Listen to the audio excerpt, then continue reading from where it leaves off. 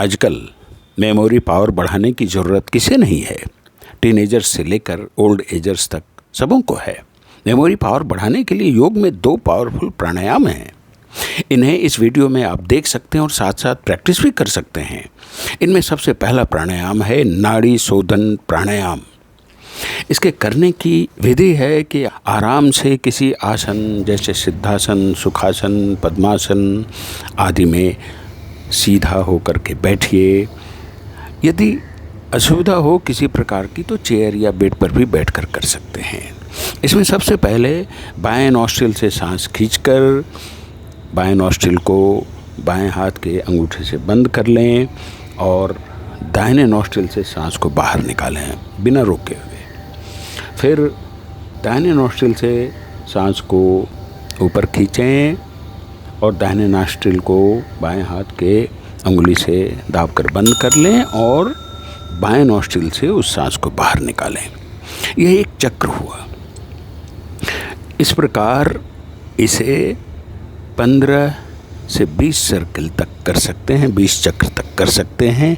इस क्रिया को काफ़ी धीरे धीरे करें, कभी कोई अति न करें, जल्दीबाजी न करें। और 15 दिनों तक इसका प्रैक्टिस करने के बाद इसके एडवांस लेवल को भी आप कर सकते हैं। उससे और भी ज़्यादा फ़ायदा होगा। जो यहाँ किया भी जा रहा है, इसमें बाएं नॉस्ट्रिल से सांस खींचकर अपनी क्षमता के अनुसार सांस को कुछ देर भीतर रोकिए, फिर उसे दाहिने नॉस्ट्रिल से निकाल दीजिए। श्वास को अपनी क्षमता के अनुसार बाहर रोक कर रखिए।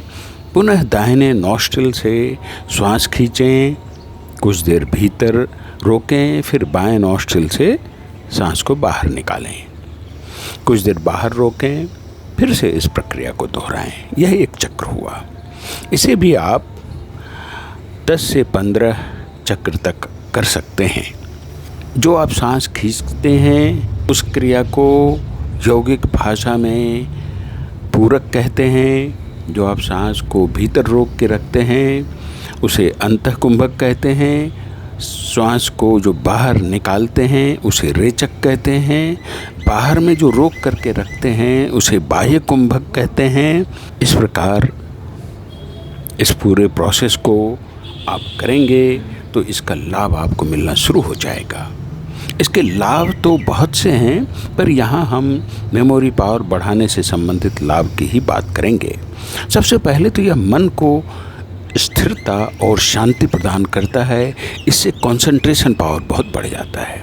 पढ़ी हुई सुनी हुई चीज़ें जल्द याद हो जाती हैं। स्टूडेंट के लिए तो यह बहुत ही उपयोगी है और मेमोरी में वो चीज़ें बनी रहती हैं। यह मस्तिष्क के न्यूरॉन्स को शुद्ध और सक्रिय करता है, जिससे मस्तिष्क के सभी केंद्र सक्रिय हो जाते हैं और अपने अधिकतम क्षमता से कार्य करने लगते हैं। मेमोरी पावर बढ़ाने के लिए योग में दूसरा जो इम्पोर्टेंट प्राणायाम है वह है भ्रामरी प्राणायाम। इसका प्रोसेस है कि किसी भी आरामदायक आसन में सीधा बैठिए, आंखें बंद हों, कानों को दोनों हाथ की उंगलियों से बंद कर लीजिए और सामान्य श्वास भीतर खींचें और ओठ खोलकर ओम का उच्चारण या मधुमक्खी के या भ्रमर के गुंजार या हमिंग की आवाज़ करते हुए श्वास को मुंह के द्वारा धीरे धीरे बाहर निकालिए। यह एक साइकिल या आवृत्ति या चक्र हुई। ऐसी 5 आवृत्ति करते हुए धीरे धीरे आवृत्तियों की संख्या 10-15 तक बढ़ाइए।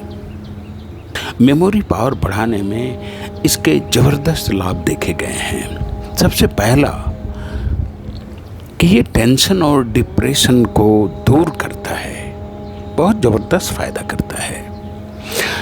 दूसरा जो सबसे बड़ा फ़ायदा है वो है हाइपरटेंशन और गुस्से को कम करता है, चिड़चिड़ाहट को कम करता है। तीसरा जो फायदा है तो मस्तिष्क के केंद्रों में स्थित न्यूरॉन्स को प्रेरित कर उसकी क्षमता बढ़ाता है। इससे मेमोरी पावर बढ़ती है और मेमोरी लॉस की समस्या पर भी काबू पाया जा सकता है, बल्कि किसी किसी मामले में रिवर्स होते हुए भी देखा गया है। क्योंकि ये समस्या आजकल एजेड लोगों में डिमेंशिया की समस्या काफ़ी हो गई है, तो उनको इस प्राणायाम से फ़ायदा काफ़ी मिलेगा। इस प्रकार दोनों प्राणायाम करने से मेमोरी पावर बढ़ेगी, ब्लड के टॉक्सिन्स बाहर निकल जाते हैं और ब्लड शुद्ध हो जाता है और ब्लड की एसिडिटी घट जाती है।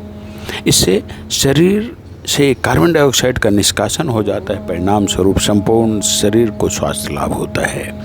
इसमें सावधानी भी बरतने की ज़रूरत है। प्राणायाम करते समय कभी भी अति नहीं करना चाहिए, न ही सांस लेने में अति करनी चाहिए, न ही सांस रोकने में अति करनी चाहिए, न ही सांस निकालने में अति करनी चाहिए। अपनी क्षमता के अनुसार ही प्राणायाम करना चाहिए। हमेशा प्राणायाम का प्रैक्टिस हवादार, साफ, सुखद वातावरण में करना चाहिए।